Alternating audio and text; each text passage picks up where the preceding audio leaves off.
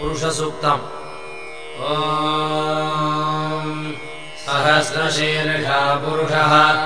सहस्राक्षः सहस्रपात् स भूमिम् विश्वतो भृत्वा अत्यतिष्ठद्दशाङ्गुलम् पुरुष एवेदकम् सर्वम् यद्भूतम् यश्च भव्यम् उतामृतत्वशेषाणः यदन्येनाधिरोहति एतावानस्य महिमा अतो ज्ञायागिश्च पूरुषः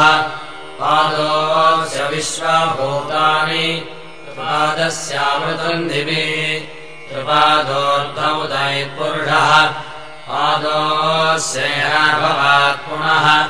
तथा विश्वम् व्यक्रामते शासनानशने अभि तस्माद् विराट जायत विराजो अधिपूर्व